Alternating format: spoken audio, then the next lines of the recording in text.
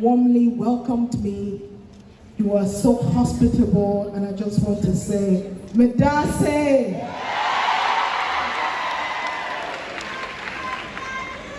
Love you. Sorry? Oh, okay. Well, Nigerians in the house, should I stay or should I go back? I'll consider that. I have put my thoughts together. I'm not one to talk or speak too much. I like to keep a lot of things to myself. Yeah. But today, this is a place, the right platform, to reveal certain things about my journey that has never been revealed before.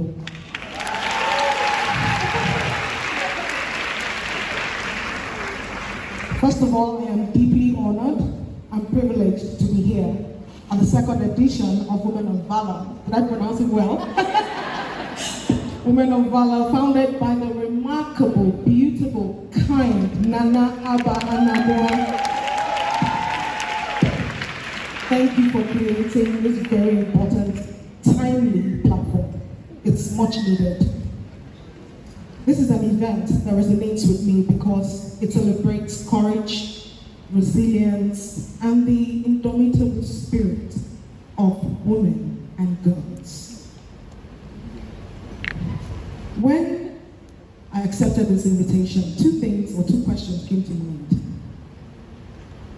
First, the name of the event, Women of Valour.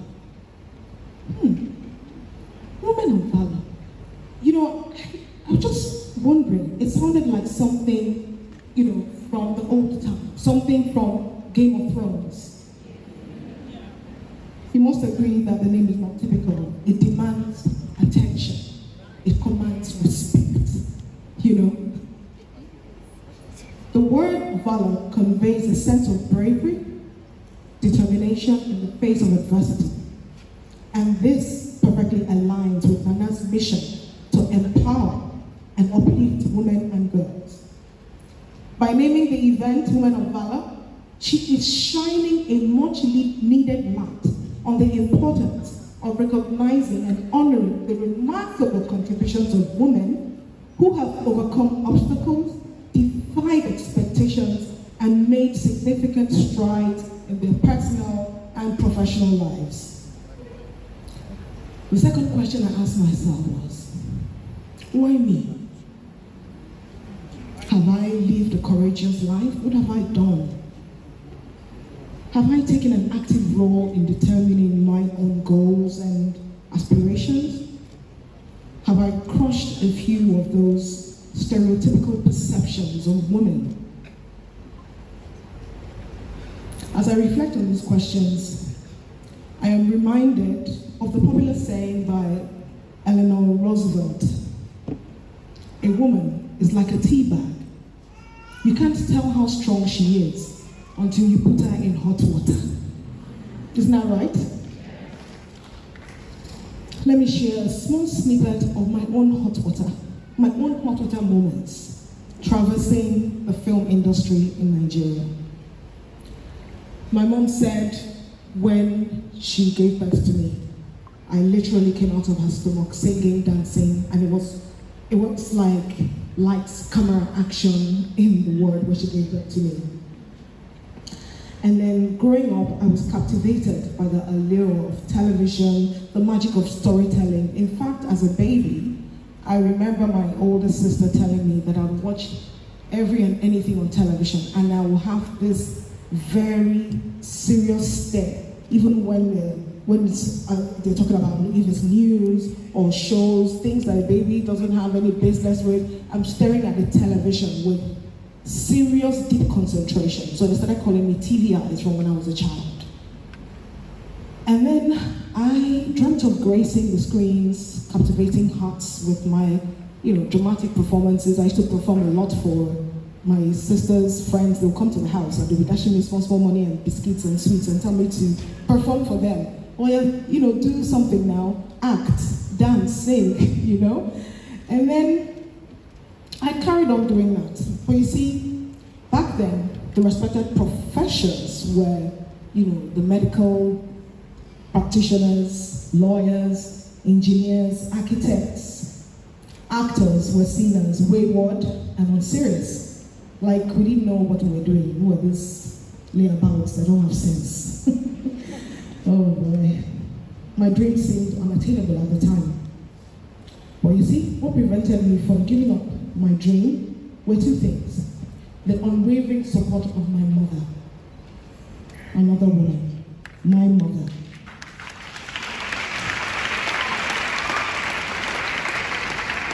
I was blessed with a courageous mother who defied societal expectations at the time and nurtured my dreams. Her support was a guiding light, propelling me forward even in the face of uncertainty. I found out recently, because I always wondered, where did this talent come from? My older sister told me, about 4 years ago, that my mother actually, at the age of 20, wanted to become a photographer. But her father refused because it was a taboo for the first daughter to be doing photography. So that just put everything into perspective, like I now understood. It felt like she wanted me to live this dream of hers, Now, fortunately today, everybody believes content is king. I see young people creating content and their parents see a future in the industry, but that wasn't the issue, wasn't the case back in the day. Sharing my mother's story, my mother's support story, just to say that one day you might be the courageous person who supports another woman's dream, even if it's not your own child. You might be the shoulder of another woman to lean on. Serena Williams tells us every woman's success should be an inspiration to another. We are strongest when we cheer each other on. I have been in this hall since, let's say, for the past 2-3 hours, and it has been so electrifying having women speak, connecting, engaging, inspiring, motivating. My goodness. Nana, I don't think you know what it is you have created. You have created something magical, and I thank you for that. Now, the second factor that kept me going was my unshakable belief in my dream of becoming an actor. Simply holding on to that dream required courage, especially, considering the uncertainties of the path ahead. Despite having parental support, embarking on this journey demanded courage. I went to study theatre arts in University of Port Harcourt, and I majored in acting. In fact, I was actually the only student who majored in acting in our final year. The others ran away from it. They went, the directing side, wardrobe side, and all. I found myself being the only person who majored in acting in my final year. Luckily for me, my first role in Hollywood was pure luck. After struggling for a few months in Lagos, I ran into an old student of, who studied theatre arts in the same University of Port Harcourt, theatre arts department, but he was a few years ahead of me. His name is Basoj. Well, his name is Baswell Etariah, popularly known as Basoj. He's a comedian. So I ran into him in Lagos after months of struggling and trying to, get a part of the film. And then he says to me, I'm looking to cast an unknown actor in this story, and I think he fits it perfectly. So, I thought it was a joke, and then luckily he gave me the script, and that's how I went on to do my first lead role in Nollywood. In fact, my first movie in Nollywood. Okay.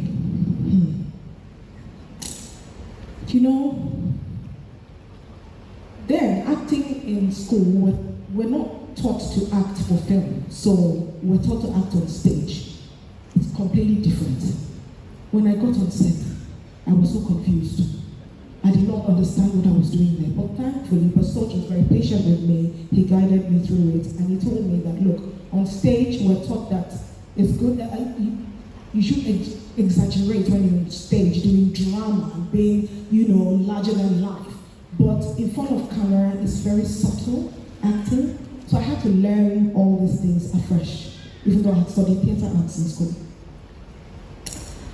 Now, when you start your career with a leading role, it can trick you into thinking that, oh, this is it, I'm right.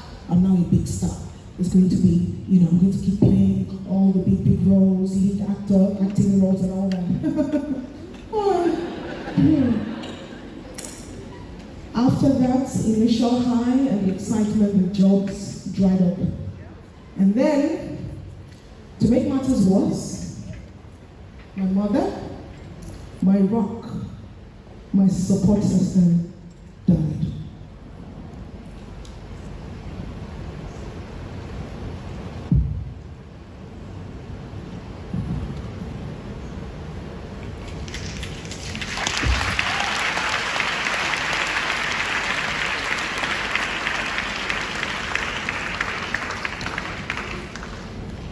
I'll never forget the day in 2001 when I watched her die. I held her in my arms, my older brother and my father.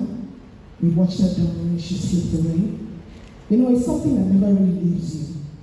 I mean, she died in 2001, but just, I think about a week ago, I still thought about her and the tears came again. It never leaves you, to be honest. You get stronger, it gets better, but it never leaves. Well,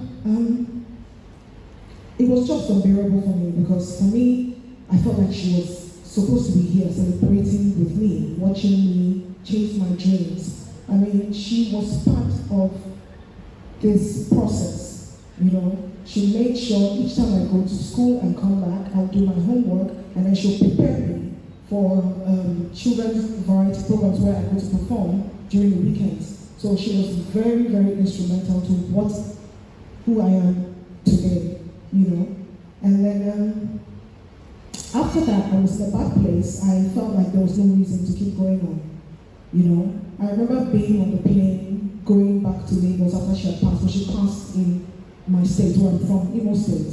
And then we had to go to Lagos and get necessary things to come back and plan the burial. Now I remember being on that plane, and to be honest, it was such a turbulent flight, but I did not flinch because I wanted it to crash.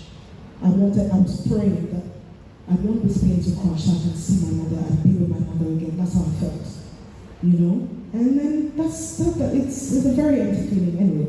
Now you see, I'm the youngest in my family, and while I was still in secondary school, my older siblings had all moved back to the UK because they were all born there. I was only one born in Nigeria anyway. That's a story for another day. After our mother's funeral, we all returned back to their lives abroad. Then life for me took a turn for the worse, both emotionally and financially. My father's health declined because, when a couple, when they're very close and one dies, it affects the other one. I think my father actually stopped living the day my mother died. So he became ill, his health declined, and then, my siblings managed to move back to the UK, and I was now all alone in Nigeria. I found myself losing faith in the slow growth of Bollywood. Waiting months between jobs felt like an eternity. And then I lost some people whom I thought were friends, very close friends. In fact, some friends I considered family. It was just a very turbulent time in my life. I don't want to dwell too much on that period, but it led me to hitting rock bottom in Lagos. And when I say rock bottom, I mean rock bottom. I became homeless. I was squatting with people for a stretch. And when I say squatting, I'm talking about 3-4 people in a room. It was a friend's space, and I was staying there, Choose your friends wisely is one advice I always give to young girls in my industry. It's very important to choose who, there's something Dominic said, choose your friends. It is very important to have friends who share the same vision, goals with you, people who your visions are aligned, and people who bring the very good energy, because the sort of energy you put out in the universe is the sort of energy you receive. That's something I always tell people. So you have to be very careful the sort of energy you surround yourself with, and also the sort of energy you're putting out there in the universe. Well, eventually my siblings found a way to get me out of Nigeria. Then I lived with my brother and his family for a while in London. And gradually started getting myself together. Now, during that process, I put my dreams of stardom on hold. Many of you don't know, but in 2001, 2002, I stopped acting. I left the industry. I moved to London because it was a very dark period in my life. Like I said, I had these issues and, I just fell out with some friends I considered family. And I just gave up acting for a while. I needed to get out of, just leave that space for a minute. And then I moved to London and I gave up stardom, and then, you won't believe it, this is something I've never told people before, but while in London I was trying to make ends meet. I started working in a care home as a caregiver for adults with special needs. While some might view it as a step down, I don't. You see, taking care of others brought me joy and purpose at the time I needed it most. Because remember, I took care of my mother and my father when they were ill, because I was alone with them. And when I say taking care of, I'm talking about really taking care of. Because you see, when you get really ill, it's sometimes become incontinent. So I took care of them at that level. So it was a no-brainer for me. Okay, fast forward 2003.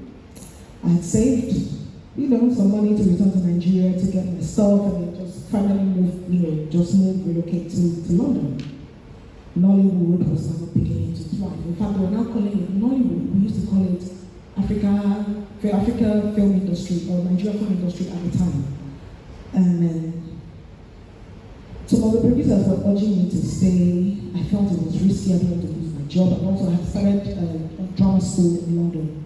I had just paid the fees before I came to Nigeria on holiday. Right before I went to Nigeria on holiday, I keep thinking, I'm in Nigeria, And then one day, Genevieve Nachi calls me. You all know Genevieve, right? Yes! So Jenny calls me a few days before I was to go back to London, and she said, oh, I've given your number to a producer for a film. And I'm like, I'm going back. And she's like, well, just listen to what he has to say. She was one of the people that advised me to stay back and go back to London. Well, I stayed back, and then one thing led to another. I met with the producer. The producer signed me